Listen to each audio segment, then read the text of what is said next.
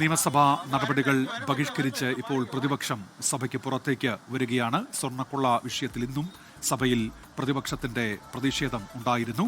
തങ്ങൾ തുടർച്ചയായി ഈ വിഷയത്തിൽ സഭാ നടപടികൾ ബഹിഷ്കരിക്കുകയാണ്, ഇന്നും സഭാ നടപടികൾ ബഹിഷ്കരിക്കും എന്ന കെ ബാബു വ്യക്തമാക്കിയിരുന്നു. അതിന് തൊട്ടു പിന്നാലെയാണ് ഇപ്പോൾ പ്രതിപക്ഷ അംഗങ്ങൾ സഭ വിട്ട് പുറത്തേക്ക് വരുന്നത്. ഈ വിഷയത്തിൽ ഇന്നും നിയമസഭയിൽ ഭരണ പ്രതിപക്ഷ വാക്പോരാണ് കണ്ടത്.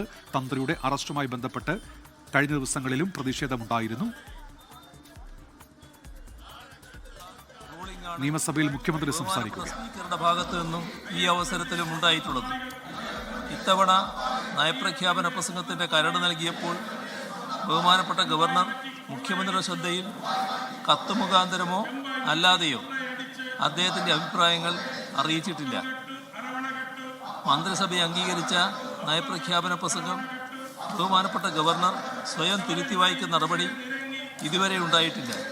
പാർലമെന്ററി വ്യവസ്ഥയിൽ ഇത്തരമൊരു നടപടി ഭരണഘടനാനുസൃതമായി കരുതാൻ കഴിയില്ല.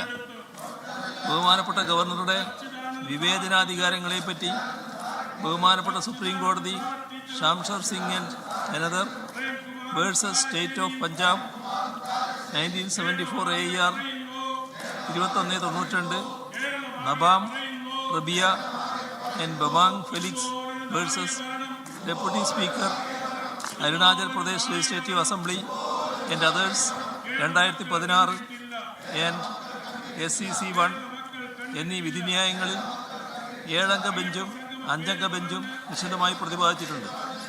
ഭരണഘടനാ നിർമ്മാണ സഭയുടെ തുടർച്ചയായി നടന്ന എല്ലാ തെരഞ്ഞെടുപ്പുകളിലും വലിയ തോതിൽ പരാജയപ്പെട്ടൊരു ഗവൺമെന്റിന് യഥാർത്ഥത്തിൽ ധാർമ്മികമായി അധികാരത്തിലിരിക്കാനുള്ള അവകാശം പോലും ഇല്ലാത്തൊരു ഗവൺമെന്റാണ്. ഇതൊരു കെയർടേക്കർ ഗവൺമെന്റ് മാത്രമാണ്. എന്നാലും ഈ ഗവൺമെന്റ് PR കോടികൾ ചെലവഴിച്ചുകൊണ്ട് PR ജീവിക്കുന്ന ഒരു ഗവൺമെന്റ് മാത്രമാണിത്. ഞങ്ങൾ ഉന്നയിച്ച ആവശ്യങ്ങൾ ന്യായമല്ലേ? ശബരിമല കൊള്ളയുമായി ബന്ധപ്പെട്ട് ഉള്ള എല്ലാ പ്രതികളും ഇന്ന് പുറത്തു വന്നിരിക്കുന്നു.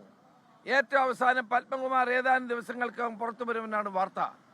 ഒരു കേസിൽ അദ്ദേഹത്തിന് ജാമ്യം ലഭിച്ചു, അടുത്ത കേസിൽ ജാമ്യം ലഭിക്കുമെന്നാണ് കിട്ടുന്ന വിവരം. ശബരിമല തന്ത്രിയെ 41 ദിവസം ജയിലിലിട്ടു. കോടതി പറയുന്നു അദ്ദേഹത്തിന്റെ പേരിൽ ഒരു കേസുമില്ല, തെളിവുമില്ല. എന്തിന്റെ അടിസ്ഥാനത്തിൽ?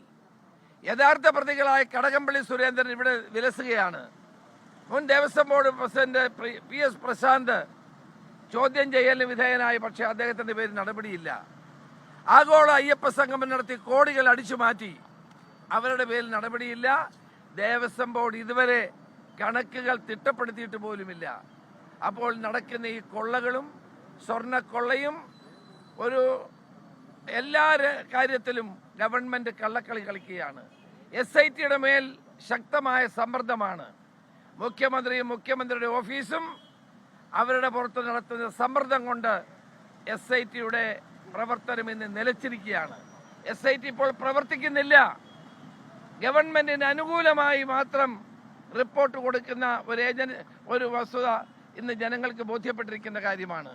അതുകൊണ്ടാണ് ഞങ്ങൾ ദേവസ്വം ബോർഡ് മന്ത്രി രാജിവെക്കണം. അയ്യപ്പ സംഗമത്തിന് ഏറ്റവും കൂടുതൽ മുൻകൈയെടുത്തത് വാസവനായിരുന്നു. ഇപ്പോൾ ഈ കൊള്ള പുറത്തു വന്നപ്പോൾ വാസവൻ കൈകഴുകുകയാണ്, ബോർഡാണെന്ന് പറയുന്നു. എല്ലാവരെയും പോയി വിളിച്ചത് അദ്ദേഹമാണ്. സ്പോൺസർമാരെ കണ്ടെത്തിയത് വാസവനാണ്. ഇപ്പോൾ അതിൽ നിന്നെല്ലാം കൈകഴുകി മാറുന്നതിന്റെ കാരണം വൻതോതിലുള്ള വെട്ടിപ്പ് നടന്നത് കണ്ടെത്തിയത് കൊണ്ടാണ്. അപ്പോൾ ജനങ്ങളെ സംബന്ധിച്ചിടത്തോളം ജനങ്ങൾക്ക് ഇത് ബോധ്യപ്പെട്ടു. ആ ജനവികാരമാണ് ഞങ്ങൾ ഈ സഭയിൽ പ്രകടിപ്പിച്ചത്. ഞങ്ങൾ ഈ സമരത്തിൽ നേതൃത്വം കൊടുക്കാനുള്ള കാരണം ഈ വസ്തുതകൾ ജനങ്ങൾ അറിയുന്ന, ജനങ്ങൾ മനസ്സിലാക്കിയ വസ്തുതകളെ മേൽ ഗവൺമെന്റ് പ്രതികരിക്കാൻ തയ്യാറാകാത്തത് കൊണ്ടാണ്. പോസിറ്റീവായ ഒരു കാര്യവും ഗവൺമെന്റ് പറഞ്ഞിട്ടില്ല. മന്ത്രി രാജിവെച്ചില്ലെന്ന് മാത്രമല്ല, എന്തുകൊണ്ട് വാസവനെ ഇതുവരെ ചോദ്യം ചെയ്യാൻ തയ്യാറാകുന്നില്ല? ഇതെല്ലാം കണക്കിലെടുത്തുകൊണ്ടുള്ള ശക്തമായ പ്രതിഷേധമാണ് ഞങ്ങൾ നടത്തിയത്. ഇന്നോടുകൂടി സഭ തീരുകയാണ്. ഈ പ്രക്ഷോഭം ഞങ്ങൾ കേരള ജനതയുടെമായി ചേർന്ന് നിന്നുകൊണ്ട് മുന്നോട്ട് കൊണ്ടുപോകും. സഭയ്ക്ക് പുറത്ത് ശക്തമായ പ്രതിഷേധത്തിന്റെ അലയടികൾ ഉണ്ടാകും. അതിനുള്ള നടപടികളുമായിട്ട് ഞങ്ങൾ മുന്നോട്ട് പോകും. പേക്കൂത്ത് ആരാ കാണിക്കുന്നത്? ജനങ്ങൾ കണ്ടുകൊണ്ടിരിക്കുകയാണ്. ആ മറുപടി ജനങ്ങൾ നൽകിക്കോളും. കേരള ബാങ്ക് നൽകിയ 2 കോടി രൂപ സ്പോൺസർഷിപ്പ് ആണ് എന്നാണ് ദേവസ്വം വാസവൻ നിയമസഭയിൽ വന്ന ചോദ്യത്തിന് മറുപടി പറഞ്ഞത്. അതേ വി എൻ വാസവൻ സഹകരണ മന്ത്രി എന്ന നിലയിൽ നേരിട്ട ചോദ്യത്തിന് അത് സ്പോൺസർഷിപ്പ് അല്ല എന്നാണ് പറയുന്നത്. അതായത് ഒരേയാൾ രണ്ട് അതെ തീർച്ചയായിട്ടും ഇന്നലെ അദ്ദേഹം മാറി മാറി പറയുകയാണ്. അന്യനാണ് മാറി മാറി പറയുകയാണ്. 2 കോടി രൂപ കേരള ബാങ്ക് കൊടുത്തെന്ന് ആദ്യം പറയുന്നു, ഇപ്പോൾ പറയുന്നു കൊടുത്തിട്ടില്ലെന്ന് പറഞ്ഞു. ആരെയാ വിശ്വസിക്കേണ്ടത്? ലോകത്തെവിടെയായാലും ഏത് സമയത്തും 24 വാർത്തകളും ഓഗ്മെന്റഡ് റിയാലിറ്റി പാക്കേജുകളും എക്സ്പ്ലെയിനറുകളും വിശദമായി കാണാൻ ഞങ്ങളുടെ യൂട്യൂബ് ചാനൽ നിങ്ങൾക്ക് സബ്സ്ക്രൈബ് ചെയ്യാം.